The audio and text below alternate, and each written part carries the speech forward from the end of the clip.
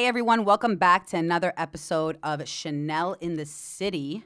Happy New Year, my coconators. We have an exciting episode for you today because you guys all know that I am obsessed with this next guest, and I can't believe I'm saying this in front of him. He's hysterically laughing. I am going to give him a proper intro because he deserves it. I am pretty much in love with him, obsessed with him.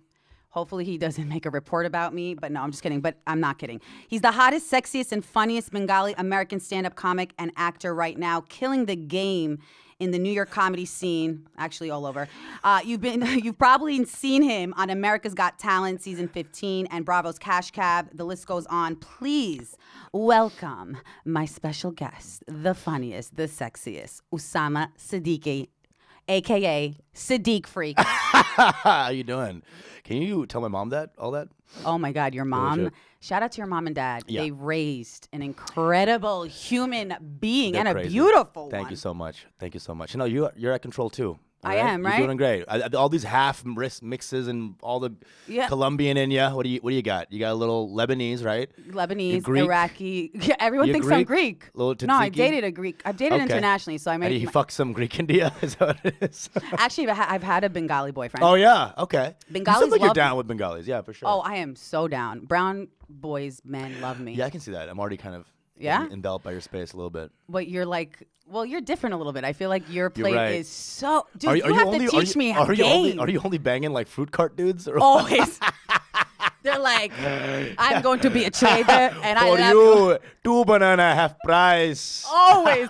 Dude, my boyfriend and best friend right now he's a Bengali manager of a gas station, typical. But he says the most amazing things to me every night. My beautiful girlfriend, when are you going to leave your husband? Meanwhile, I don't have a husband. They are, because they are kind of smooth sometimes, but they don't have enough English knowledge to be super smooth. Right. So they're like, oh my God, Chanel, you look so tender today. It's like, what? It's like, should I take that as a compliment? Is that rape almost? I don't know. You look very supple, huh? Yeah. Like they think the compliment is like, You look very exotic. Even though the white people don't like you, we like you. Okay. No, we're gonna fix your accent. All right. So yeah. So tell me that, because you do such an amazing accent. Obviously, are you from originally? Were you born in? No, I was born in Bangladesh? Canada, actually. Oh, okay. So you But my parents are all Bengali, right? Yeah. So I grew up Bengali household. But I was born in Canada, in Vancouver. Oh, very cool. No wonder all the cool kids come from there. Drake, Justin Bieber, Usama Siddique. Yeah, same big three. The big three. When you do the accent, it's good, but you do the kind of thing where it's like a bit, it's almost Filipino. I dated a Filipino for That's a very what long it is. time. So Filipinos go like this, but it's more like the L's have to go back, right? So Chanel, what are you doing? Huh? What is the deal? Huh? Thank you for the fucking tea. Eh? The tea that I asked you 5 million times. You're like, less caffeine. Dude, talk to me about that. Are you like, dude, can you leave me the fuck alone? I typed in, because you asked me the same question like 9 times. I did. Then the 9th time I was going to be like, look above. And then I erased it. I was like, listen, don't be that asshole. Chanel, move your eye 1 millimeter up. I meant like, because the Starbucks, don't leave it up to the Starbucks guy, because when you said ginger and lemon, I thought you meant like, old school, like Arabs and Indians, you just put, squeeze the lemon. Or put a ginger in Should Earl I find Grey. an actual lemon? I'm in Italy right now, searching for a lemon for your sexy ass. Do you need sexy ass? That's what it is. It was fun. Thank you for the tea so much. No, of course. This is perfect. Of course. Is it like Bengali standard? What is the tea in Bengal is more like they love milk tea, so condensed milk. Then they'll, the tea has to have an old man's finger in it. You know what I'm saying? Because when the guys make it at the tea stalls, they have like 9 cups, and they just pour all the tea in, like they're holding it. So like you're getting a little bit of fucking Zakir in your fucking tea.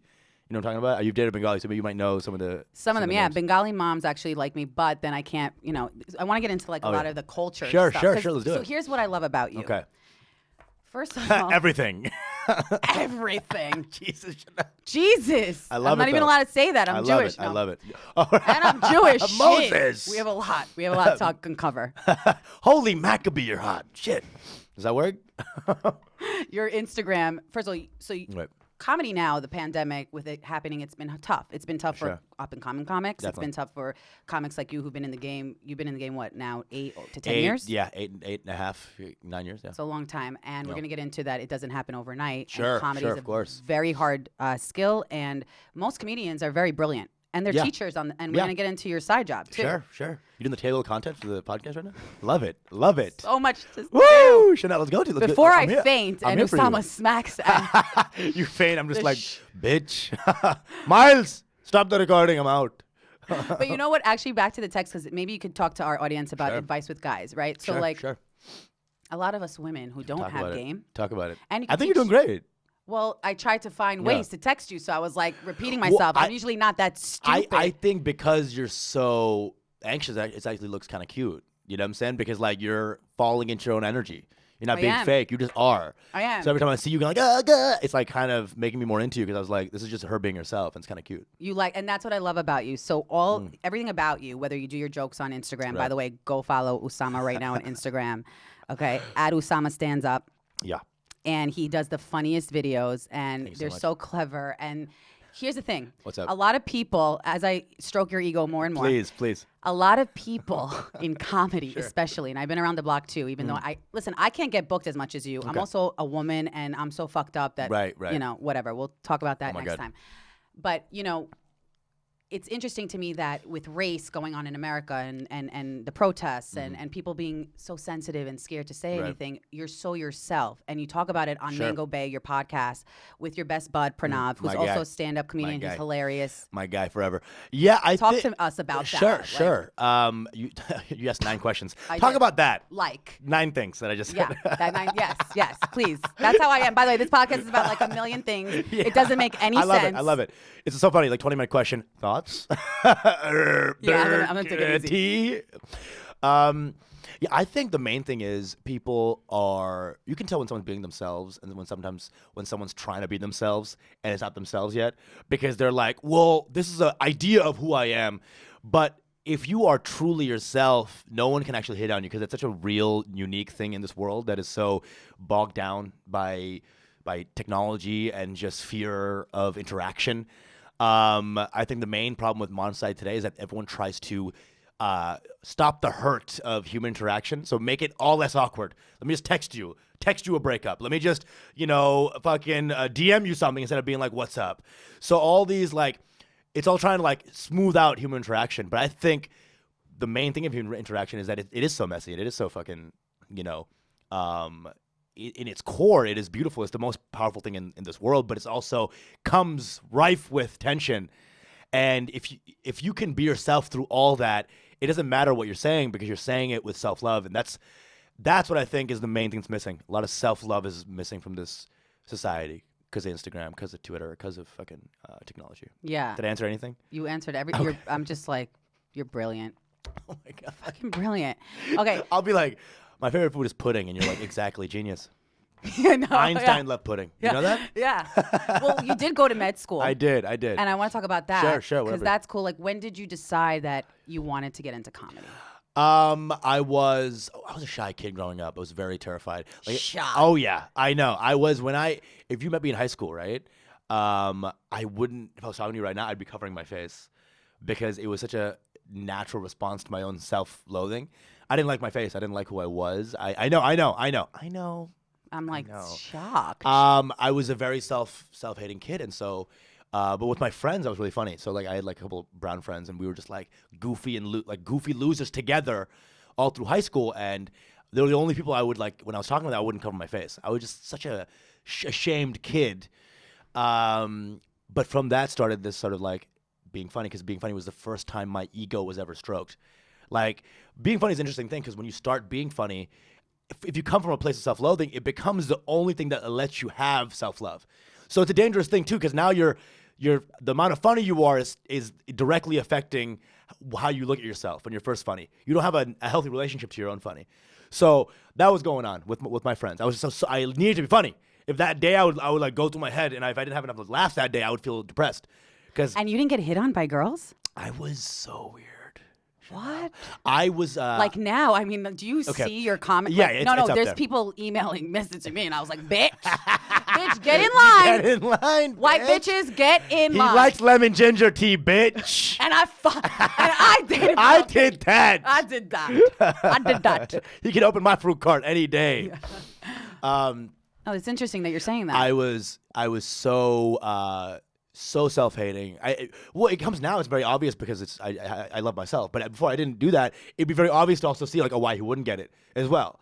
So it was like I was so skinny, even skinnier than now. I was like one clavicle. You know what I'm saying? I was a moving clavicle, and I had bowl cut in like 8th, 9th grade. You know what I'm saying? It was like not. You're still turned on. You're like still hot, still good. I'm like because I was a nerd. Like I was that nerd that hung out with the cool girls, but I was really a nerd. I was like, you know that Bengali dude? I love him. Like, yeah. And you do a video actually on the Instagram about when the white cheerleader starts saying the better do, you do it better. That's when you know, right? That's when you know. Exactly. But it's so weird to me because progress, and we both have. I think we've been raised similarly, where suppressed in the culture. So your mom was Lebanese, or my mom's Colombian. Sure, and but your dad's she's a Jewish Colombian conservative, and my dad's Israeli, Iraqi, and Lebanese. Okay, so he's wow. He's progressing now, but he was like, so he's Egyptian, basically.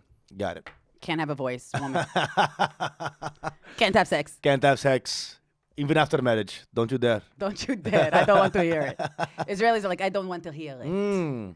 Okay, I don't want to hear it. But cultures are similar in terms of like just being, because you grew up Muslim. I did. And Muslim and Judaism they're similar. For sure. We're brothers and sisters. Same shit. Shit. And I love how you say you always have to come from love. Oh, of course. Which is so important. Of course. So it's so interesting to me that you have this background, because most people will look at you and say, most guys say, I want to be this guy. Oh my God. And most girls are like, I want to be with this guy. So it's just interesting that you don't know what everybody's going through. Can I come every week? Can I be the only guest? Jesus Christ, this is nice. Holy shit. Whatever you need, I'm here for you. Got you. And I won't me to you. Anyway, that wasn't even that great. That was a fine text. I think you were like, yeah, you're hot. And you're like, okay, sorry, okay. I'm turning myself in. Well, I was thinking of saying and funny. Right. Pretty like using the funny before the sexy, but I said, just sexy. I'm sure you hear funny all the time. Sure. And you are sexy. You're hot. You're going to be on the sexiest, It was on Forbes. What is it? Sexiest man, Maxim? 30, under 30, hottest, most fuckable Forbes. The fuckable Forbes list. Sexy, not most fuckable. I think the sexiest man. Let's see. I'll be right. Thank you. Allah, God. Yeah, I was not a person who was viewed as anything but weird looking back in the day. The confidence came through the funny. So slowly, as I got funnier and funnier, then a girl or two was coming out, but I had no concept. I was just terrified. First time I touched tits, I ran to my car and prayed, So I was just terrified of women. But there was like a whole gradual increase where the ego was the funny. Then I started stand-up, and that was perfect because then I can put my ego into some art. Ego is always there with you, but you have to put it into something constructive, or else it can like really turn you to a piece of shit. So instead of having the fear of like, I need to make people laugh in my day or else I suck, I was able to put that ego of funny into stand-up, put that into a craft, and just build that. I chilled out in real life, and I didn't need to be funny every fucking second of the day. And then I could connect a little more with people. And that was a good base to just grow off of. So I was getting self-confidence with the stand-up, not needing to always be like high-wire, crazy Usama to be funny in real life. Slowly that created a self-love and a good bedrock for growth. That's amazing, because it's very hard to do. I think it's the only thing you have to do in life.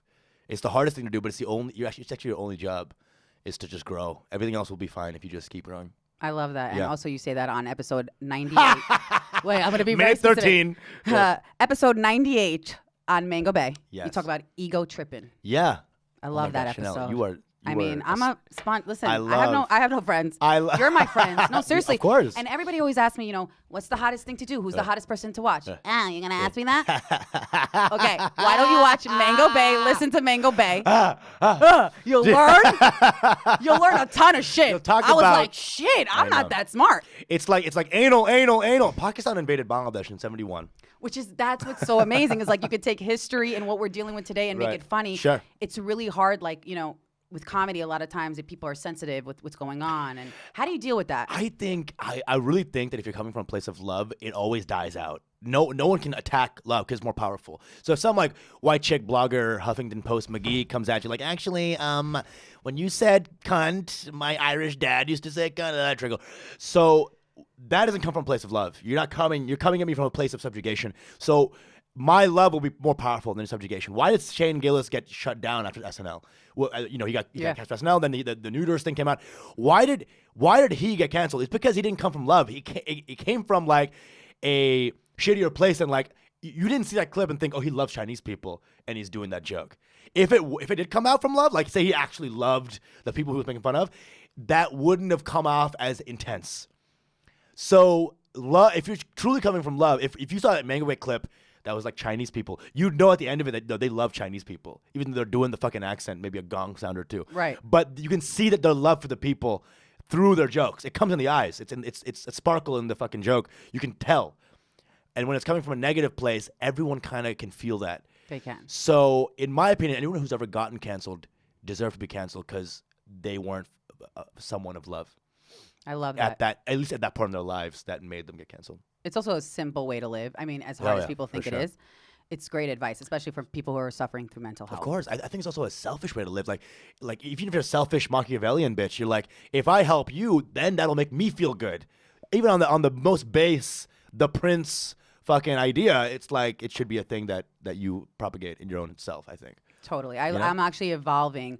For real, I'm evolving with you. Okay. Hell yeah. I mean, I was like, the typical. I'm not white, so everybody. I don't think you are. Yeah. I don't think you are. I mean, I look it. You sound it, but it's. And I sound it. I don't think you. Why do you think? I had to grow up in Long Island with all the white you're cheerleaders. All vowels. You're like sexy vowels. You're like oh, that's Chanel right there. My own language. That's the whole Chanel vibe. Mango pie. Shit. I love it. He's gonna be like, I went home and I don't know. This girl is crazy. I love it. I'm already into you. So, let's talk about also your comedy being clean. Now, this is hard for a lot of comics that are good. They have dirty comedy and they take risks. They could either like hit or miss. Sure. Your comedy is very, very relatable. Sure. Very, very relatable because it's clean. Yeah. But you also take risks and it transitions can be clean, well. but it can also not be clean. At the same time. So how do you but also you're another 30 questions in one. Here we go. You're also a teacher. Yeah, I know. I tutor math to kids. Math. Yeah. Another by the way, you don't even have to be a comedian. You could be like, guys, I look like this and I tutor math and I'm funny. You should be the next Bachelor. There you go. Right, sure. Come on. Look at him. These bachelors also, they're all like fucking Peter Parker McGee or whatever the fuck, right? They're just like, hi, I like IT. It's like, bitch, you suck. Yeah. And all these gorgeous women are just like, I want him. I want that 6. It's like, bitch, what the fuck is going on? And so like, how do you decide what's gonna work, what's not? Because really, it's off the crowd. It's right. It's never a clean, dirty thing. It's like what's clean, what's dirty. It's not that. It's more like what is the funniest to me. So when we're hanging out in Mango Bay, it's not ever like what'll we say that'll create this vibe or like what'll get people riled up. It's always like, how do I make my boy laugh? And he's like, how do I make my boy laugh? And that's how you are with your best friend. You're not thinking like, oh, this'll get my friend. Oh, what does my friend think about this take? It's more just like, yo, what's up? And it just goes crazy. I think if you wouldn't get canceled, if you're with your best friend and the conversation you have wouldn't get you canceled, then you're just not your best friend. You know what I'm saying? It's like some acquaintance. Your best friend that you're like everything is okay, they should get you canceled. And that's what we try to bring. Just that energy of like, you are literally hanging out as we hang out in real life. If you sat on the couch right there after the podcast, it'd be the exact same thing. Yeah. That's what I think a lot of podcasts don't get right because they always book based on demographics. So like, oh, I'm a white girl with one left leg. I need a black lesbian with a right leg, And then we'll together we'll blah. But that's not like a solid bedrock for like friendship or a podcast, I don't think. I agree. I think that's actually when we watch you or listen to you, we feel like we're with friends. We feel like it's effortless, like you're not trying so hard. Yeah. And I am annoyed a little bit with the culture, including myself. Right. We're trying to be like top 1 iTunes. Is it? Help a boy out. Give me some subscribers. I'm not a yogi. I need some subscribers too. Do you? You have a lot of subscribers. We're working. It's popping. It's going. I mean, people like left and right in Long Island also are saying like, have you guys watched Mango Bay? Really? Yeah, like the white Jewish kids. What? Shout out to them. Persian. Yeah. Really? Yeah. The other day, actually, some guy. No way. I'm gonna stroke it even more. I love it. But you said on the podcast too that a lot of people, right? They shout you out. Right. Even you were sucking face in an elevator. You see how I saw you? Bitch, I want you to kidnap me and just handcuff me. Right, that's the idea, right? You're a fan. Jesus no, I'm Christ. Kidding. Bring the camera out. Let's go. Meet me at the Roxy Hotel. Jesus Christ. You poor thing. People are just like, let me just rape the shit out of you now. A little bit, but it's like always consensual. How does that consensual. 'Cause feel? I'm a little horned Okay, up, good. you know? It's consensual. Right. Okay, I hope so. I'm always so horny, fuck. But that's the thing. It's like we also gotta parcel out your fucks. You can't just be fucking all the time. So it's like if I'm gonna fuck that night, I got to do more work than I would have if I hadn't fucked that night. So like, say there's like a girl who's like, all right, let's fuck tonight, right? I have to go harder from 3 to 7, so I can feel good about going out and fucking at this wherever. Okay, and you say fuck girls a lot, and do you date? Date a little bit. I mean, it's all the same, right? It's not like a. Is it? I don't know, because I'm trying to figure this. Right. Okay, it's interesting. Every fuck is not just, even if it's just like you meet at a hotel and you just fuck, right? It's not. It doesn't have to be devoid of feeling or connection. You can connect deeply to someone you just fuck a couple times, but you can also have no connection to someone you date. So I think dating and fucking. I mean, maybe sometimes you go out for a drink before you fuck. Is that dating? I guess. I mean, I don't think it really matters if it's dating or fucking. Do you enjoy the person you're hanging out with? Are you all on the same page? Does she want something more? Are you lying to her because you just want to fuck? That's already a bad situation to start. If she's just down to fuck and you're just down to fuck, boom, that's dating now. That's your dating, right? Right. But the problem with most people is that they don't ever say what they want exactly. They say like, oh, I want to fuck her. I want to acquire her pussy. And that's why I'll do whatever it takes. Maybe chill with her for 3 months and then fuck and then be a shit. It's because he wasn't true to her what he wanted. There's plenty of girls who just want to fuck. Stop, ruining, like not ruining. Girls are more powerful than that. Stop taking away her time because you just want to acquire a fuck or you just want to fuck this person and feel good about yourself. Fucking, if you want to just fuck, your energy will bring that energy. Just find someone who wants to fuck too. Girls are fucking, they have agency. They're you're in New York too. Stop being a little bitch and lying to these women I think energetically. Well, do you think you're an asshole? Sorry, period. Not you. Do you think like a guy? It just shifts. You like hate me now for the next one. Yeah, actually. Have you ever seen the movie? Actually, Trishna. It's a huge, famous Bengali movie. Oh, I know what Trishna is. Yeah. I haven't. Oh my seen God, it. with Pino Frito, you got. Oh my God. Yeah. You're a Bengali fan. You know time. what the fuck is up? Okay. Yeah. Oh, but it's a Romeo and Juliet. It's a tragedy in the end. Just don't think I'm crazy, but it's a beautiful movie. Okay, got you. But it talks about like what. Have you had Bengali food before? Like really good? Yeah. Okay, I was gonna tell you to come to like a restaurant that I have. Yeah. Oh, cool! I would love to. And Chanel in the City, we're gonna get to that. Like, what's your favorite place to get to? Let's do it. I feel, and I have some time with you, right? Like, yeah, I'm hanging. Yeah. Okay. You okay? I'm good. I think I just need a second. Okay, I'm good. I swear, I'm good.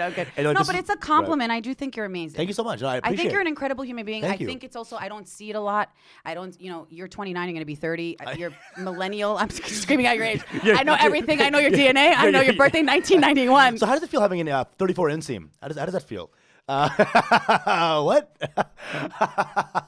How's it feeling having 85 ball hairs? What is that like? Just tell us. Tell the fans. Tell the fans.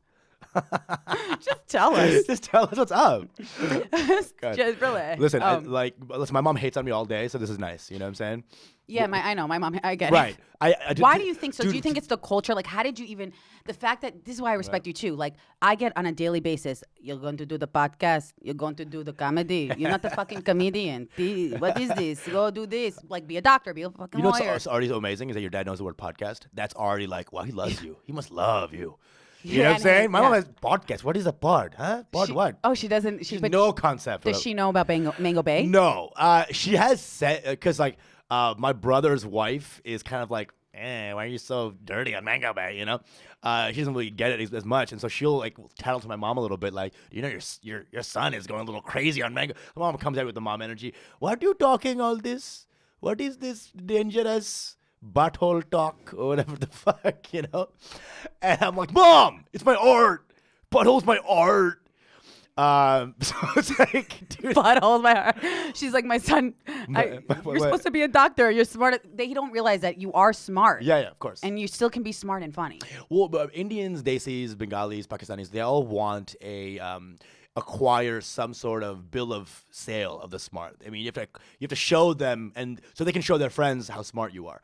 The idea of just being like you're smart for smart's sake, it doesn't work. There has to be some sort of medal attached to it. Why is that? I don't know. I think Jews have the same thing. It's very much like achievement based, Yeah, like image. I think it's so much hardship that you have to Like Jews and brown people, I mean, the same level. Y'all would have probably more, I would say. But, it's up there. We both had a lot of shit going. Yeah. But I don't want to know by human bodies who got more killed, but it's a lot. Y'all had Holocaust, but we had the partition of 47, which was equally explosive, right? So it's like so much hardship. You have to find something that makes your life worthwhile and has value. Because your whole life, you've been maybe told or shown that your life has no value. So you have to fight against that idea. And so what's the first way to do that is to acquire value for yourself and then acquire value for your kids, to be like, fuck you, I'm not nothing. You know what I'm saying? So it's not nefarious as much. It is kind of, part of it is like, I want to tell my friends and feel good about myself that my son's a doctor. But also it's like, I want my son to have something because we are a culture of lack. And so fuck the idea of us not having something. So it's twofold. Which I love that you understand it. Like, you love your parents no matter what. Oh my God, I love my parents. Sometimes I resent mine when they say that. Well, I hate my parents too. I mean, it's not like it's like, oh woo, I resent them. But you have love for them, like, for sure. And you're always understanding. So I think that's cool too. That there are times when you stop loving your mom. You're just like, I don't love you anymore. Oh yeah, I'm like, oh, you're the reason I have all male issues and I'm not married at 36. Yeah, you I'm proud of it. What are you talking about? Thank you. Yeah, Jesus. But in our culture, it's listen. Everyone asked you. We were in Macy's. Actually, we ran into a bunch of Bengalis and Indians. Oh, yeah. Sunday Macy's. They love that shit. And we ran into like some parents. Indians do love Macy's. They love fucking Macy's, dude. And they love me. Dude, they're like, "What? You're getting a dress to get married?" And I'm like, "Oh shit, here we go, getting married." Yeah. But they love you because you know why? You have a very soft face. I think a lot of Bengalis have soft faces. Yes. So you look like you enjoy life, and I think Bengalis love people who just enjoy shit. And also you don't have a negative bone in your body. You're very giving. And I think a lot of white people, are not very giving. You're not even white, so I'm like, how calling you white? White people in general are not giving people. Yeah. Because it's just, you had a lot growing up, so it's tough to just give immediately. You're not bad. It's hard to just be like, hey, what's up? Yeah. But immigrants, we're just so happy to be here. You know what I'm saying? We're right. Like, yeah, Macy's on Sunday. And that's why I think everyone relates to you, because you talk about on the podcast and in your videos how like the joke about Indian fathers keep on telling you, oh, I came with $5. I'm sorry about my accent. You do it better. Bad. You came with $5 in your pocket. Here we go. Like my dad says, I only came to America with $3. It always decreases. You Usama had 5. Oh, we called him Prince of Saudi Arabia. $5. Yeah. The joke is so dumb. But yeah, and my dad's not even the main guy who is the culprit of that. It's a bunch of uncles. It's like amalgamated into one character. Right. If my dad heard that, he's like, "What the fuck? Are you, what? Right? I didn't what?" I'm like, "Dad, it's you, but it's also other yous. It's other yous. It's not." So I know the first special I put out, it's gonna be a lot of flack from my fucking Bengali ass community. Like, what is it? You did it? It's like, dude, everything in comedy isn't just real. It's the sentiment is real. But it's a through line. It's a theme. It's an art form. It's the hardest. But my parents will take everything as a fact based and be like, "What is why you really? Your dad said that?" And never he said that. And now I'll be like, and the next time I'll be like sitting in the like all white interventions happen because your life is in shambles. Brown interventions happen because they want to stop your personality. Yes. You know what I'm saying? They want to stop you from being yourself. Yes. All the time. You know and they want you always to take yourself so seriously. Right. Which is so hard in the millennial generation. Who the fuck takes themselves so seriously? I know. We're all wearing plaid and fucking gym shorts all day. Blazers, whatever. I don't know what the fuck I'm wearing. Like you're like squeezing whipped cream into your mouth and like, when are you gonna get a kid? It's like, that's an A to Z situation, right? A whipped cream to kid? Are you kidding me? Let me figure out the whipped cream thing first. Exactly. Anyway. Well, but listen, you've been doing stand-up, which is the hardest thing, because like in New York, okay, you do stand-up everywhere else, it's hard. But New York City is the hardest place. Right. We both run in some circles. Let me tell you, it's not easy. You can't just be like, oh my God, let me go on stage. I'm funny. One time my ex-boyfriend, he was like, dude, you're not funny. Right. Oh my God. I was like, okay, but the crowd was laughing. But okay. People get that all the time. I said, maybe that's why I'm not booked, but all good. Yeah. And then he's like, I could do this with my eyes closed. Oh, Jesus Christ. People always say that. But I know it's so hard. This is the fruit cart guy? No. This was of course, an Israeli guy. Yeah, Bengalis don't.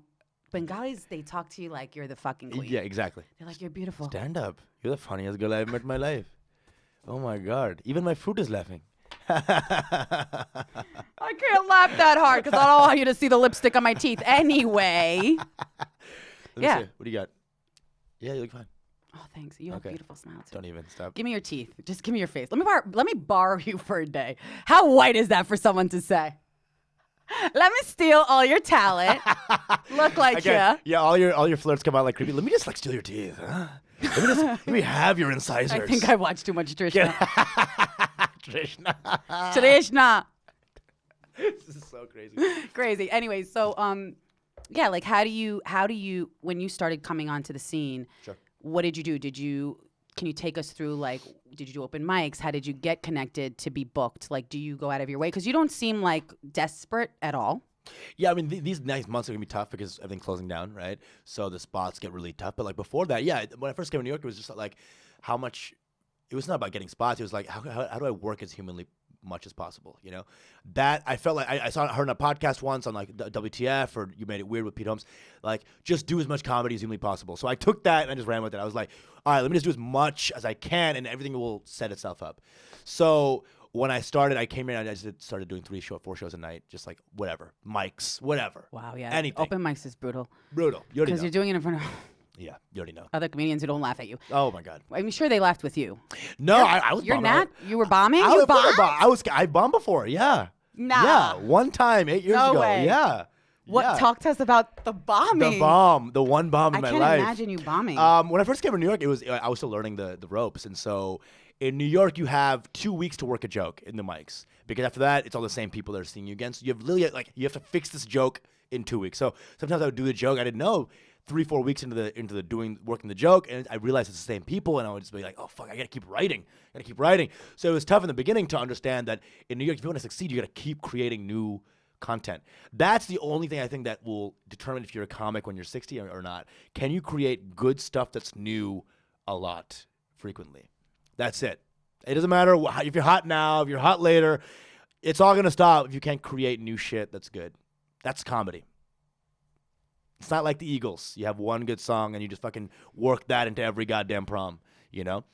You have to keep creating new stuff all the time. That's the main thing. That's such a good answer. And to which question? To all the questions. Yeah, right To here every there's no question. real questions. There's just conversation. Good, great. You know, I would like to talk about Sure. everything with you. I think you're the most fascinating human being in the Oh world. my God. But I'm really being genuine, but I also love to love too. Sure. And I love Yeah, I see that. You're a very love it. sweet person. It and makes me happy. And I can take it. I'm not actually like weirded out. I'm just like, right, like white I'm guys are taking it like, in. dude, I'm should I taking it in. block her? I'm taking it in. I No, love I'm it. kidding. I love it. Yeah? I would never block you. Well, thank you. I'm opening you. Thank you guys. Thank you. Yeah. He approves. I have a close friend. If you approve, you have What? sorry, that's good. The green IG story, whatever, the green background on the IG stories. It's Yeah. just you. It's just you and me. You I love that. Don't tell me that. I'm going to be like, oh my God, he's my husband. He's going to be like, bitch, I got like 3 girls that I got to meet in a hotel. I don't know what you're talking about. See, I just broke out in like a ghetto Queens girl. I don't know who I am. I don't know who I am. That's great though. I also have that in me though. Sometimes I'll You be do? fucking. I'll be like, oh my God, fuck yeah, oh my fucking God. You know what it reminds me of? There's a show called Friends, and it's not Friends, but it's Friends Went to College on Netflix. Oh yeah, And with Jordan Peele. Key or whatever, right? Yeah, and he goes, you always break out in weird accents when you're uncomfortable. I just thought that, but you don't do that. You're like genuine about it. I love accents. I think it's all fun and it's all games. You know what I'm saying? I try to just be, if I'm feeling weird about something, I just try to like channel it back into some like the love energy. You know, that seems to work for me. Yeah. If I feel weird about a crowd, say some days you don't want to feel funny. You're just like, I don't want to do this show. I'll try to do some mantras that'll get me back into a space where I'm trying to perform for them. Say things like in my head, like, oh, they're here for me and I'm here for them. Let's go for it. So it's like little phrases that'll get me back into a space of like connection with the audience so I give a fuck to do a good show.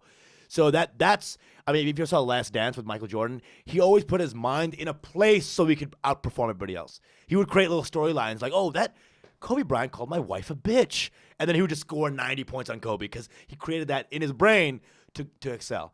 So I think that'll sustain you in New York is like always work your mindset into a place where you want to work because that's what's going to keep you going. That's amazing advice. Let's talk about America. America's Got Talent. Here we go. I mean, what Here a we show. Go. Here we go. The judges. Ha-ha. I mean, the platform. Ha-ha. And you were funny. And you got to also remember, guys, watch it, season 15 on demand. Hell yeah. YouTube. You can watch him. I watched him 30 million times over the weekend, over the week. Every view is hers. Imagine. You're doing I'm great. just calling all my Bengali friends. I'm like, yo, change your usernames. Bro, change your usernames. Send it. Yeah. That's how you got the 50K. Come on. Yeah, I'm just bitch. kidding. Yeah, bitch. But it. America's Got Talent, what a big platform. Right. How did that happen? And talk to us about your experience on that. I just kept doing comedy, and then some producer was like, I saw your shit on YouTube. I want you on the show. We will clean up your jokes. I have some jokes. I'm like, yeah, fucking and fucking bitch shit. And so they're like, we love the joke though. Just fucking, maybe take out the cut around the crust, whatever. And so I sent some stuff to them, to this guy who found me on YouTube. And I didn't know that he was one of the biggest producers on AGT, because before that, another producer, Nyla, who I love, but she tried to get me on a couple of times. They never worked. This other guy, John, who I love, got me on, and I didn't realize he was he knew how to work it. I skipped all the fucking, that sad gym scene where there's 90,000 dog walkers, at LaGuardia College. I skipped that whole shit. And I just did it for the producers, and they're like, yeah, we want you on the show. I did an audition right before COVID. So it was March 14th of last year, right the week before it all went to kaboosh. And I got a standing ovation at that one. And then even then though, they don't tell you this, but not everyone who gets standing ovation gets on the show. They have to look at the storylines. If the storyline matches what they want, they'll put you on the show. So I had friends who had gotten a standing ovation last year, didn't get on the show. Killed it, just didn't like the storyline. So I was like, all right, if that's the thing, just fucking don't even worry about it. Just kill it, and just whatever happens. So somehow this guy pulled the strings. I got on the show. I went hard on the brown shit. I was like, my mom, and they're like, tell us more. And I was like, okay. The brown backstory They worked. love that They shit. love that, Producers love that. You were smart. And I was also smart. it is the way they put it together, I got to tell you, was hilarious. Right. I cried. Yeah. I laughed. Really? Yeah, I cried. I came? laughed. I came. A little bit. I have to admit that, even though my dad will kill me. But yeah, I did. I did, just a little bit. On your podcast, you talk about comedy? Just a little bit. I was like, you know what? Fuck you. Whatever the guy was meeting, then I was like, I'm good.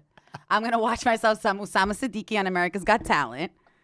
And I'm just going to envision things. And I then, love how you yeah, say my name. It's so cute. Oh my God. Am I pronouncing it right? No, I love it. It's like a very Jewish way to pronounce my name, but I think it's so Tell cute. me, explain No, it. Usama Siddique is great. What you say I'm is perfect. saying it like no, Jewish. You're saying it. Siddique. No, you're saying it so. I never heard it like that, but it's actually correct though. You're actually pronouncing it correct. No, you're saying it different. No. Siddique. Usama Siddique. Yeah, you're saying it perfectly. Siddique. Yeah. I just have a weird, I'm Chanel language. Right. Chanel Omari, right? Chanel Omari. Gotcha. Arab last name. Sure. Omari. It's is it an ayin in there? I got you. Yeah, you know. See, you can relate to me. White dudes are like, dude, you're fucking weird. What's wrong with you? What do you mean your mom is staring at the window while I'm driving you into the driveway? Yeah, see you later, never. Yeah, I'm like, I'd be driving. I'm like, is your mom staring? Where's she? Is your mom okay? Why is she not staring at the window? Is she hurt? Yeah, minorities are the same. That's why I've changed it. All my videos, I've changed from brown to just immigrant. Now I say immigrant. I think that's an interesting shift because every time I do immigrant, it's like, oh, everyone gets it. That's not white. Exactly. We've always been trying to put the races in one. Oh, black people like this, Mexicans like this, brown like. Well, actually, dude, all minorities are exactly the same. It's all heavy education, heavy intensity, high strict parenting, a lot of work, a lot of tension, and it all works somehow. That's the American immigrant way. It's that and then entitled rich class. That's the only demarcation, I think, in America. And not be yourself. That's it. So wait, the experience. So we're going back to that. So yes. So how was you that? You get me off on it. You Sorry, you're the one no. who gets me off on it. I know. I love. Yeah. Listen, if you want, I can just follow you all day and just be like, oh, I'm the greatest wing woman too. Not that you need any help, but whatever. Just an excuse to hang out with you. Anyway. Yeah, straight up. America's Got It. Yeah, you okay? We got this? No, We're still in it? I'm good. Okay, come on. Here we go. Breathe. I got it. Yeah, I want to talk about anxiety too. Talk about that. Yeah, are you still nervous? Are you good? Yeah, I'm good. Thank you. I'm like, yeah. Thank God you're funny. And are you good? I think so. I love it. I think I'm good. I think. Pee is coming out of my urethra, but besides that, chilling. Literally. AGT, right? Yeah. So I did that and then got into the second round and I was like, yeah, I did it. Then COVID hit and I was like, fuck, I don't know what's gonna happen. I have no idea. They said listen, we're gonna stop production for a little bit. We don't know what's gonna happen. So I was like, all right, this could have been it. One and done. And then there was a second cuts that usually would have happened in Orlando, but because of COVID, they didn't do that. They just told you on screen. So it was like a nerve-wracking night where they were like, all right, at 3 a.m. Eastern, you're going to know if you made it to the live shows. And like at 3 a.m., I was passing out. I woke up, and then like Simon Cowell's like, yeah, you made it. You're going through. And I was like, "There!" So then, then the whole August was preparing for that live show. Went to LA, got quarantined for a little bit, got tested many times over, and then I performed for 3 people. That was the crazy one. That was one that was like, oh dear. But here's the thing: is like there was no crowd. It was gonna be tough regardless. So, but the idea is, it was just still like the second round. It was a live show. It was 3 judges, and it was like the second thing. It was another 8 million people who get to watch my shit. You know, and I'm kind of happy what I did on that show because I kind of called away the people who never would have enjoyed my shit anyway, and now all that's left are the fans. Because I heard a lot of stories about comics doing like all their cleanest version of themselves, like the ones that aren't really them. Then they have these tours, and then all these people come out and they're blown away because like, what is this? Because they see the actual comic and not the AGT version. So I think what I did was I just like sliced away any potential not fan and just brought in the people who would have come in regardless. Which is brilliant too. I think it's all right. It was great. Okay. No, because it is hard to do it in front of or on a show like that. Right, you know, right. you could, like you said, you could be an amazing comic, Right. stand up, performing every night. You're not nervous, and then you Right. can bomb on Of a show course, like that because of it's the course. producer's agenda. Right. At the end of the day. Yeah, exactly what they want out of it. How did you feel when you did your part with Heidi Klum? Oh boy. You took a risk, but like For sure. But it was totally fine because it was like, in that moment I was terrified. I was like, fuck, you know? Like, she took really offense. I mean, she was already ready to be hating. I could see her face. I was like, oh, she's going to be a hater. There ain't no crowd here. She's going to have all the power. Because when you have a crowd, the hot girls have no power. Because her take on the comedy is 1% of the whole thing. But when you have 3 people, she's not 33% of the reaction. So hot girls love that. They love having that level of power over something. I want to talk about that because you Yeah. got. Yes, I was gonna. Yes to all. Yeah, I got Yes. Because I feel like sometimes hot girls, not even, or cool girls, they like want to check you maybe because they don't know you yet. They'd be like, oh, this guy, he's good looking. Right. He's funny. He's cool. He's brilliant. He's a good person. And I can't top that. So I'm just going to just try to level, bring him down. I don't know. I feel like people do that, right? Sure, of course. A lot of resentment in the world. How do you deal with that? Yeah, it's you have to just be such a loving person that even they're like, fuck, man, shit, I can't. Even hating on you doesn't feel good anymore because you know what I'm saying? Like, people, I remember one guy kept saying this, but a guy would always say for years, be like, yo, dude, I know you're being fake. I know you know how to work a room. I know you kept saying that. You know how to work a room, bitch. And I'm like, dude, I'm just being me, right? He's like, no, you know how to work a room. I see you, bro. And slowly, it took years. And slowly and surely, he's like, you know what? Maybe you're fucking okay. Because he had 19 multiple trials, 20 multiple trials. I just kept being the same dude. And then he just couldn't. His thing was losing flavor with his own brain. His own brain was like, bro, you can't. This is illogical to keep hating like this because it's not right. I remember, here's how you know that you're doing the right way. Your haters have to upgrade their hate. So in the beginning, the haters will be like, he ain't funny. No, he ain't funny. Always. He ain't funny. No, he ain't funny. Then as you keep loving yourself and keep growing, they have to upgrade their hate to keep an audience and to keep upgrading their hate. So then they have to be like, oh, he ain't that funny, which implies that you are. So he has to give you a little bit, even in his hate, has to be a compliment. And then his hate's like, you know what? I hated his last 3 specials. Then he's giving you credits in the hate. You know what I'm saying? That's different levels. Right? I love this. We need to hear this. Right. That's how you know you're staying on the track. Because that guy has to, all he's been doing for years is hating on your ass. But the only new thing he's thought of is his hate for you. He's had to upgrade his hate. Because it literally doesn't work 10 years in to be like, he ain't funny. Because it's so obvious that he is. So now he has to be like, he's overrated. I didn't like his last 3 specials. You know? Literally, you just gave me my credits in the hate. That's how you know you're doing all right. And does that inspire you or drive you to just do more? I mean, like, how do you not? For me, it was hard, especially women are tough in comedy. Sure. Because it's hard as a woman to make course, it. So I know of there's course. like tight spots. Sure. there's a lot of haters in comedy in general. Did you just like focus on your craft? You're like, dude, I'm just gonna go. I'm gonna be booked. Like, were you booked on some shows that you felt like uncomfortable when people would like say things to you, or no? It was always good fun. It was good. It wasn't good fun, but you see, I'm Bengali. Jolly good fun. I think I was Bengali in a past life. I had to be. So good. I fucking had to be, man. I had to. I love Bengalis. I love it, dude. If they would only marry me. Okay. We love you back. Yeah. Okay, we love you back. I can see you as being such a fucking Bengali lover and loved. You know what I'm saying? I hope, but I don't know if I'd be domestic enough. I am domestic though when I, sure. for my man. I got you. But yeah, I think Bengalis are not a monolith. You know what I'm saying? There's a lot of types, right? Bengalis are artists too, very Yes. much so. There's if you go to India in Calcutta, which is a lot of Bengalis, they're known as like just artistic people. So you only met like Raheem, who wants to be a trader? Who wants to be a trader? In 5 years? Damn, I've so many of them, and they're hot too. But a trader not for me. Comedian. There it we'll is. See. I see you. I see you. But anyway, sorry. Go on. No, not even. No, sorry. Thank you. Thank you for saying that. You okay?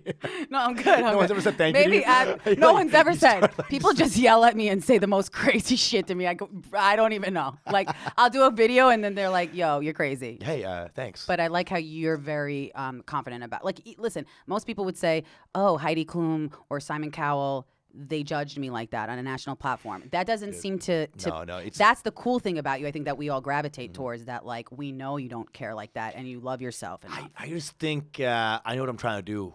Yeah. You know, so I have a lot of girls, in my life sometimes they just can't give the love out. Maybe they're like, I used to date a couple comics. Jesus Christ. Yeah, this is a specific comic that couldn't ever say good set. You know what I'm saying?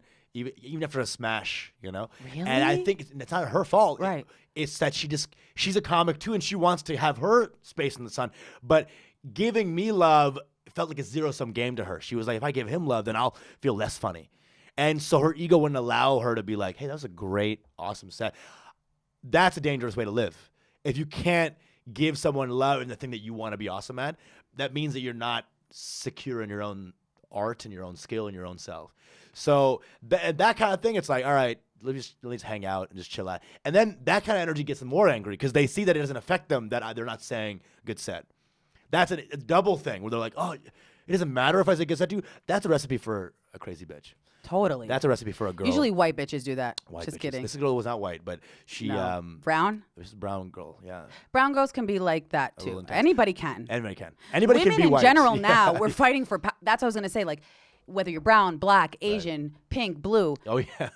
Doesn't matter. Jewish. It's Right. like women in general. I think we're trying to always fight towards the man and like be equal to men. It's a male gaze shit. Yeah. Which I don't see. I mean, it's such bullshit. Yeah. Such bullshit. It's a bullshit idea. And like I'd be like, yeah, you are the funniest man. It doesn't take away. I think if you are dating someone and they're doing the same thing as you, I don't think it takes away. You know how easy it is to find a not funny man too. You know what I'm saying? Like, oh yeah, like they're everywhere and they all think they're funny. So it's just such a stupid bifurcation. Is man, woman.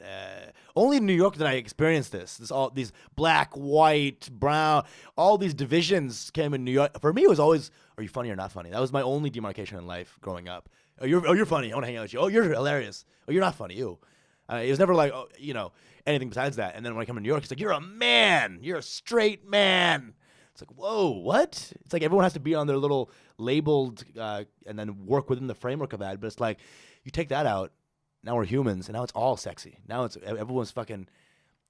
There's just respect based on humanity and not based on anything else. Like that.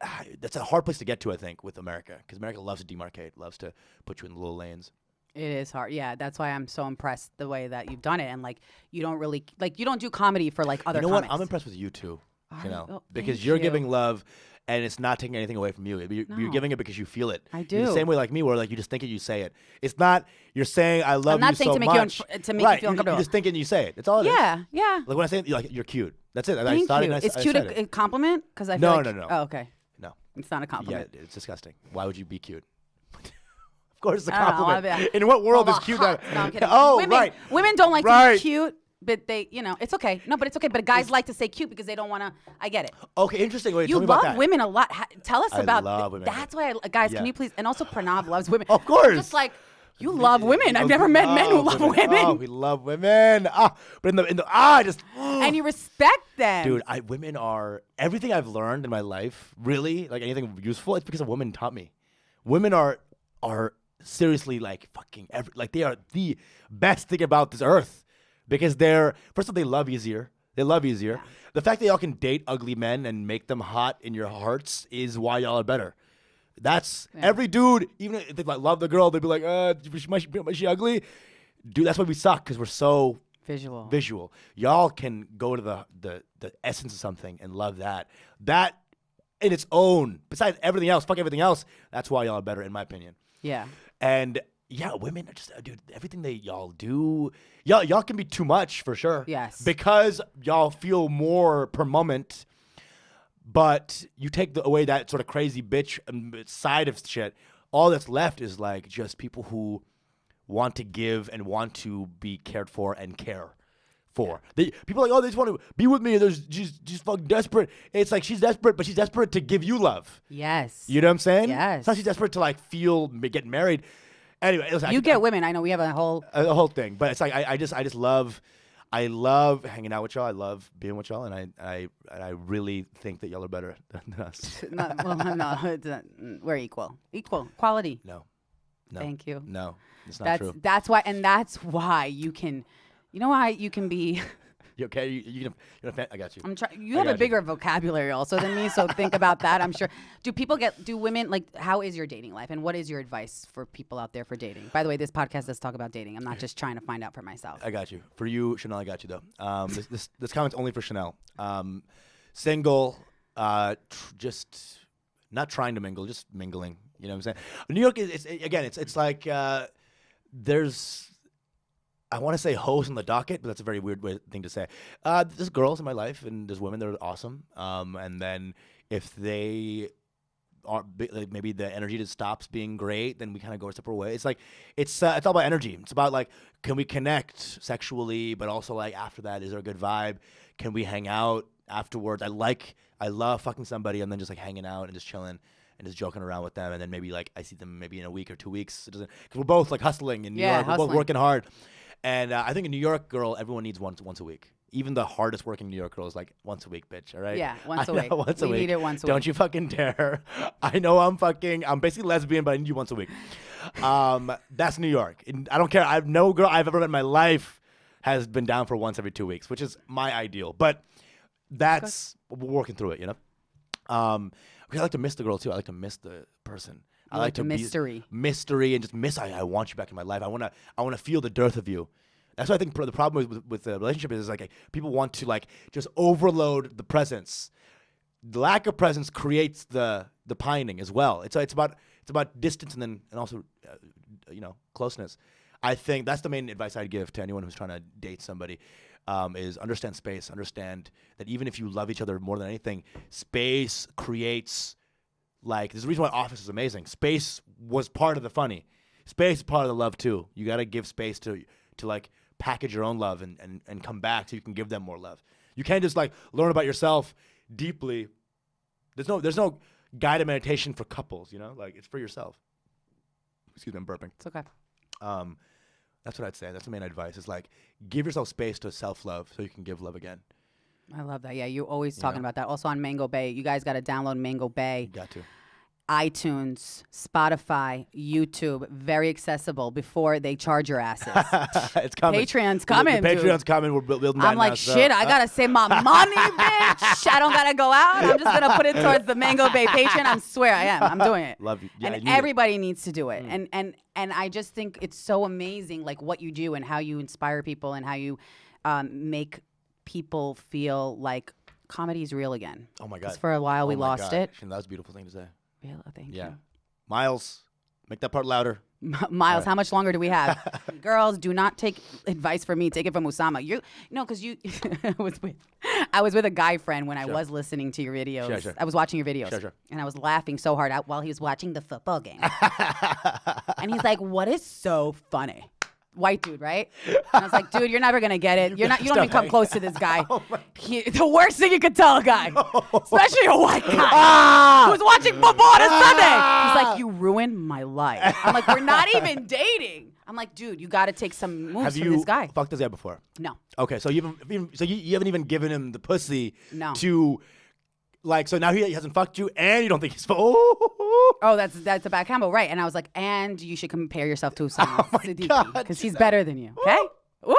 Right? Feel bad. He wanted to Feeling kill bad. me. Whoa! He's like, let me see this guy and see if he's really funny. They always do that. And he started laughing. I was like, really? that's right, bitch. That's right. I'm never wrong. Because, everyone has an ego of their own. They want to, like, that's what I was going to ask you. Do you ever feel like an object sometimes where do you feel like you're really funny or do you feel like people want to root for you? I think that a lot of us battle from that, Sure. I think I'm very funny. I can say that now with complete before it was always like, hey, funny guy. What do you want from me? What? I'm funny. What? But the idea of needing to prove myself, all those kind of negative emotions are kind of like dissipating as every passing day.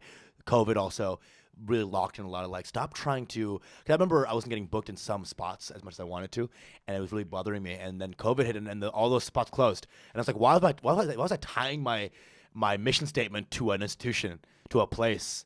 Tie your journey to yourself. Stop working on waiting for other people and places to validate your mission, and stop tying your horse to them. Like, you have your own horse, you ride your own horse.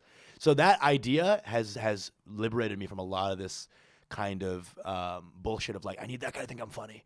I need that place to think I'm awesome. Or else what? You know what I'm saying? Yeah, or else what? That's it. And you talk about this on Mango Bay too. You talk about, I'm sorry to quote. But don't. Thank you. Yeah, anxiety. You say something so, I can't even quote you. You talk about the anxiety and like that it just doesn't exist really. Talk to us about that a little bit. Anxiety, it's a fake situation you create. It's not that it's not real. Your anxiety is real because it's affecting you. But it's a fake situation that it's fake stakes that you put on a situation. So I think that's what anxiety manifests as, is that you're not present.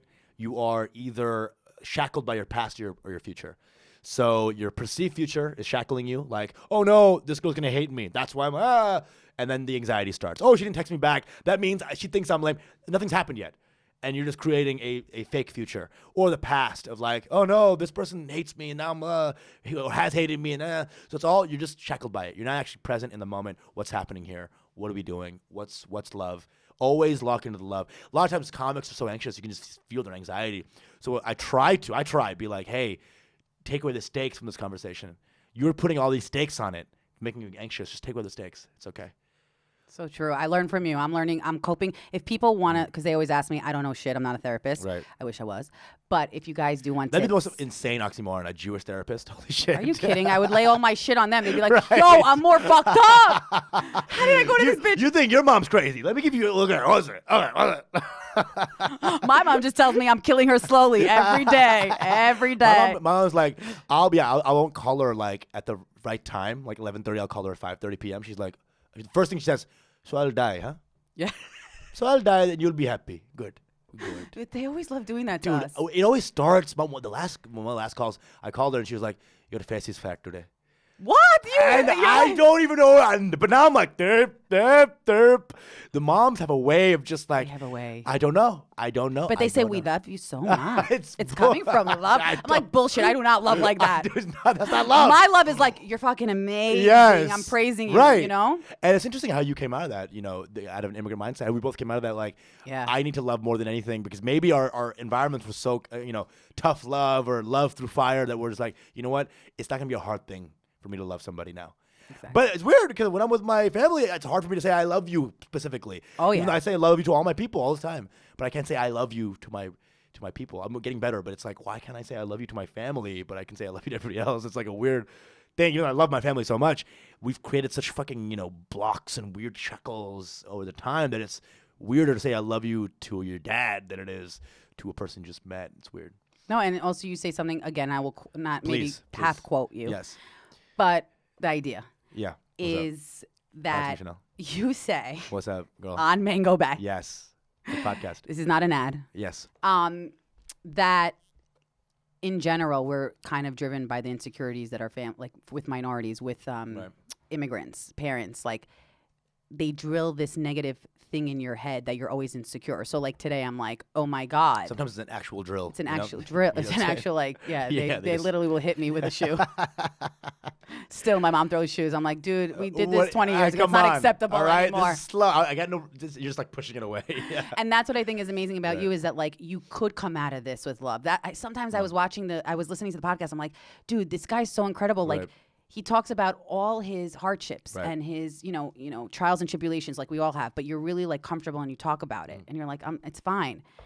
And you just come out of it with love. And that's so hard to do because most people resent people for that. Most people come from hate. Yeah. I think also the American landscape, our society is very geared towards that, you know? Like, you have to get this much women or you have to get this much money and get this blah. It's very ingrained.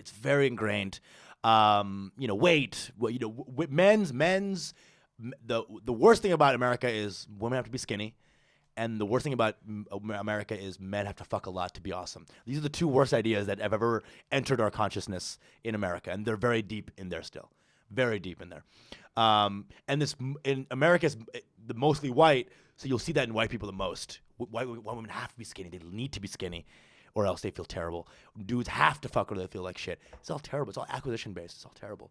You got to stop living in that mindset and that sort of idea structure. Yeah, and also people will be more cool like you. I think why women, whether you're good looking or not, I do think it's cool when you are good looking and you're still humble like yourself and you're funny and you have all these like what else this wisdom. You're everything. I want to say more, but I can't. I feel like you're gonna be like, shit, I'm gonna file a harassment suit. Podcast shuts down. I don't observe the Shabbos though. So. It's okay because I don't either. Fuck. See, I'm more spiritual. Yeah. Are you spiritual or are you religious? Definitely spiritual. Okay, me too. I believe in the other plane. I believe in the continuation. Me too. Post. And it's what I see. It's very rational, but it's like, you know, it's not anything that it has to be like, I need to know this and then that. I'm getting okay. That's my journey currently, actually, is to be okay with not knowing a lot of things. I won't know what's happening tomorrow, but I have faith that tomorrow's happening. So just live like that. Live in that space. And you were raised. You talk about also on the podcast and on your videos how like you were raised Muslim, religious. Yeah. How did you get out of that? And how did you like not let it interfere with comedy? You know, you're so cute. Thank you. At you, I was like, really? Oh my God, yeah, so cute. Or are you just saying that? No, I am saying that, but I'm just like, as you're talking, I was like, oh, you look really good. What was the question again? Sorry. Thank you. The question. My 10 million questions? Yeah, I'll answer one of them. I'll think about. I do like pudding. Yes. Thank you so much. Was that a way to distract? Like, oh, you know, I'm just gonna tell her she's cute. Right. So she doesn't feel nervous. No, the question is, how did you were raised really Muslim? Yes, I was. Religious. Yeah. I think a lot of times when, like you said, minorities, religious people, we're taught to be so perfect all the time, which is the oxymoron of religion, because you're supposed to be like loose and free and have faith. You have to be perfect, but if you're not, it's okay. God's there to make you perfect, and you have to be perfect though. So stop being not perfect, but God's okay if you're not perfect. Right. It's like, what? Whoa. It seems tense. And comedy is like not, I mean, how did you be okay with that? Where you're like, I'm going to be spiritual. I don't feel like I'm disappointing the Muslim religion. I probably am disappointing a lot of Muslims, and I still get death threats from Muslims. What? Yeah, they're like, you're going to hell. That's the scariest. But it's like, you know, it's some bad grammar, and it's like really hilarious. Like, hell for you waiting. You know, on Instagram. I'm like, okay, Hamad. You know? And their avatar is just like a constellation in Arabic, or it's like a set. Yeah. You know, it's like, okay, you suck already. And so those guys come at me a lot, but it's like, dude, they're more based on like context. It's like words annoy them. They're not living off love. They're just like one word. If you just hear the sentiment, you get it. You'll get it. It's okay. I'm here to love. No worries. I'm Sufi then. Let me be a mystical Muslim. Yes. I like Sufism, the swinging dervishes and all those guys. Those guys bring the magic into Islam a little bit. So, if anything, I'd like to throw my hat in the Sufi gang. I love that. Sufi gang. All right. Well, we're gonna wrap up soon. Anything? Tragedy. What do you? It is a tragedy, but I'll stalk you after it. Yeah. I literally start I'm like walking into the Grand Central bathroom. You're like, I'm here. The way you piss, it's like I can see the love. The way you love the toilet. I'm that girl. I forget what it's in every movie. Like with the girl's like, oh my god, Eugene, which is part of your comedy. You do a great. Yeah. You guys have to listen to Usama. By the way, you could find him on YouTube. You can find him on UsamaStandsUp.com. Yes. He has all the videos. Follow me on YouTube at Mango Bay and follow me on Instagram at Usama Stands Up and your Mango Bay. Yeah, you do a really funny. I just lost my train of thought. I really. No. See, I can't do interviews in person with you. I know it's a lot. You're doing great. I think this is a great time. Thanks. Super fun. Yeah, super fun. Are you having like fun? I had a great. This is the worst actually. Okay, good. As long as you're honest with me, then I need you to tell me I'm shit, so I can just get better. You know, I'm a masochist. I'm a self-masochist. I like hurting myself. No, but I'm saying like in general. Where do you see yourself in 5 years? Like, what do you want to have? What do you want to make out of this? I know you are a full-time comedian right now, and you're doing the videos. Sure. Netflix special. The whole deal. That's a lot of shit's kind of in talks, but it's like all COVID, so a lot of things are stopped. But ideally, I'd be touring off Mango Bay with my boy. We're doing like stand-up shows all across the nation, the world maybe, off Mango Bay. Regular on a TV show. You know, some funny. I feel like I can be a lot myself. You know, some I could see you in goofy best friend, mischievous goofy best friend type shit. Excuse me. Those are my two main things. I want to tour off stand up, do big theaters. Yeah. And then be like the funny guy, but they know what kind of funny I'm bringing to the show. You know, like it's you know who that one guy from Forgetting Sarah Marshall, like the side best friend character. Oh, he's here in the show. Oh, this is gonna be a great time. You're the lead too. I can see a lead as well. You're the lead. You know, I'm not taking that out. But that's what I see. Those are my two big. Like I would love if that was going on. Acting my own show. Like right. You know, Rami style. That'd be like based on your real life. On my real life, something like that. You know, writing a script right now about that. We got some people kind of looking at it, but it's like very amorphous. So there's stuff in the works, you know, and then we're just building. That's really cool. That's it. Chanel in the City, what's your favorite place in the city to go check out, escape, eat at? Anything to recommend for us? Your apartment. That's my favorite place. Oh, with my parents? No, yeah. I got to get out. Dude, I live on Long Island, by the way. Did I tell you this? But I'm always in the city. Gotcha. Love hotels. Right. Here we go. So my favorite place in the city is what do I love? I used to love Strand Books. The top floor, they had these like massive chairs, and you can like sit there for hours and read. That was my secret getaway spot. Oh, that's cool. We got to check that out. Yeah. And how did you and Pranav start this brotherhood? I love. And why Mango Bay? I know the answer to this. Right. I got you. So I met this guy at a mic, and he was just killing it. I was just like, oh, this guy's fucking funny.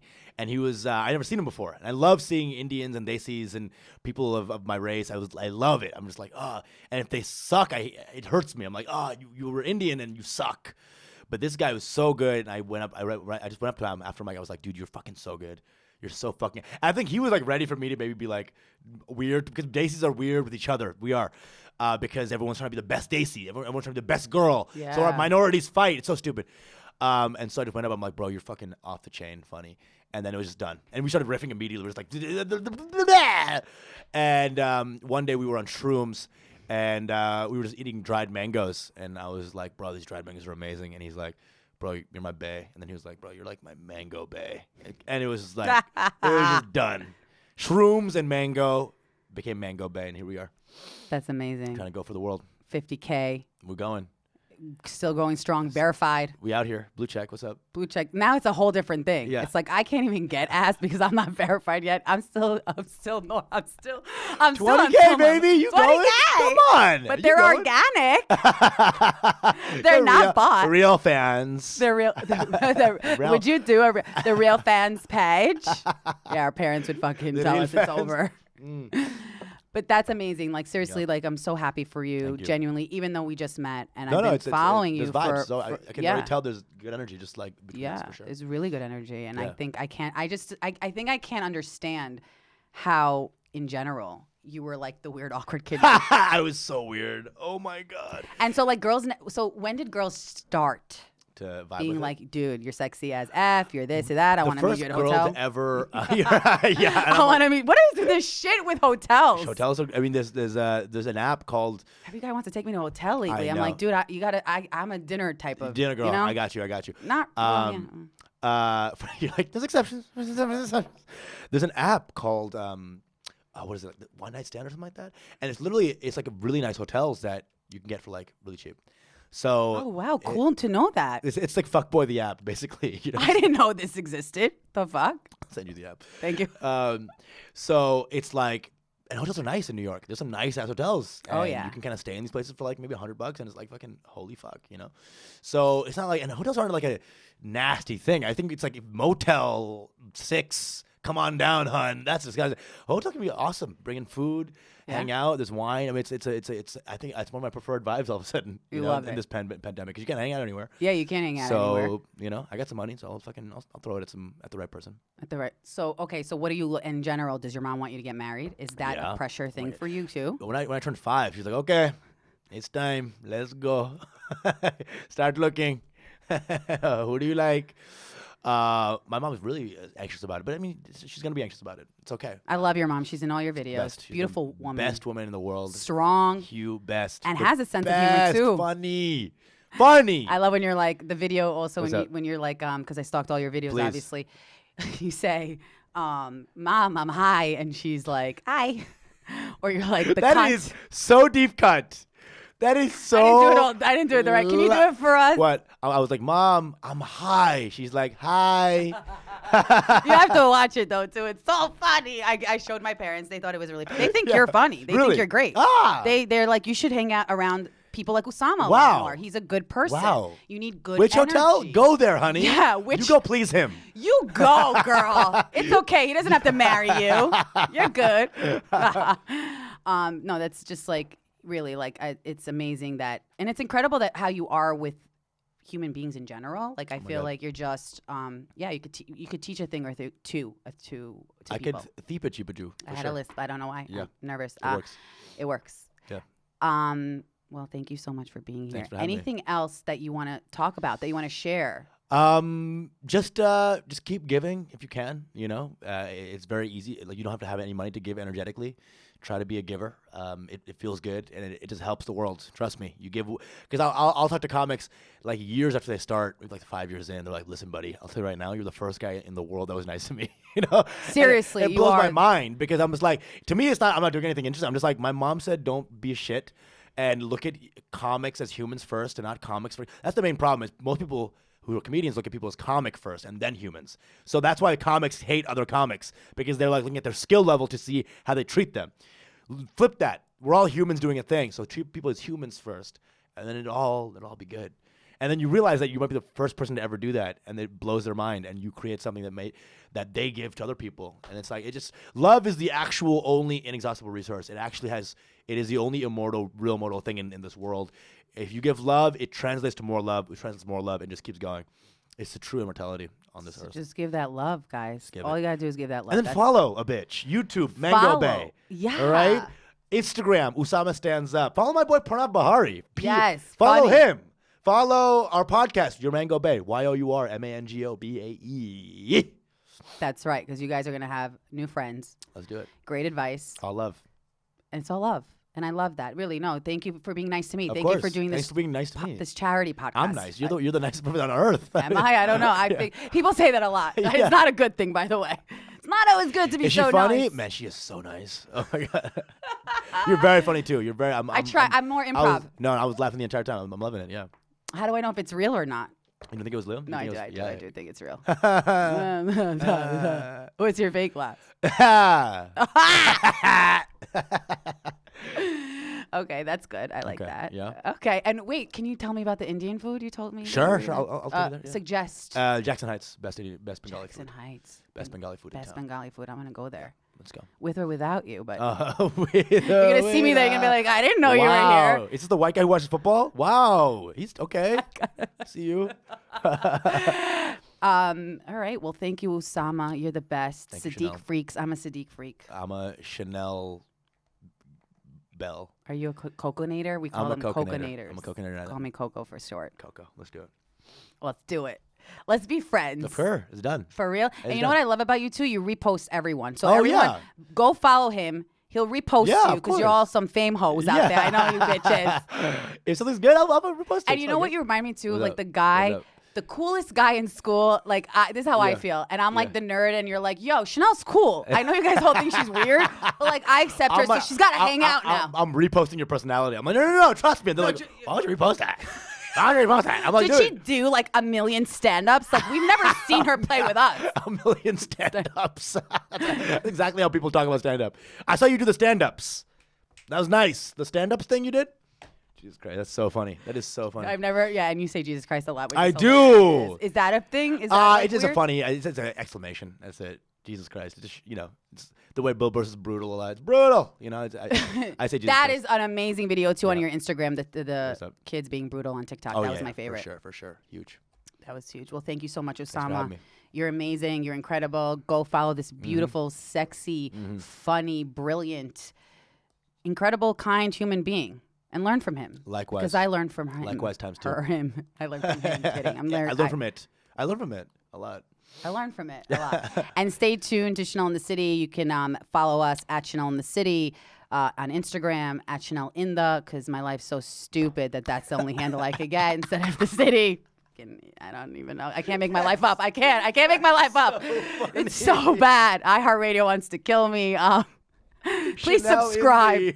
Rate. Usama's telling you to give me effing charity. I need it. I need to move out from Follow my parents' her house. Okay? at Chanel. That's the only one that was left. CHXIL. That's all I had left. Chicago. Or at Chanel Omari. I love it. Subscribe, rate. Thank you Yes. so much. Literally, no, you're amazing thank you, because I thank want you. people to know that like you are at your prime right now. I mean, you're gonna get even. You're gonna. I see an Emmy for you. Oh my God. I Oh see my an God. Oscar. I do. It's in the universe. It's happening. I love it and I want it. I see everything for you, and Thank I you so want much. everything for you. And Likewise. And thank you for inspiring us. Keep inspiring us. We'll sign up to the Patreon Yes. page. Patreon.com/MangoBag. Get on it. A lot of exclusive content. It's going to be fun. Come on. Get in there. Get in there. And thank you so much Thank for being you. here. Really. Hi, guys. What's up? I'm Usama Siddique, local comedian in New York City, and you're watching Chanel in the City with your host, Chanel Omari.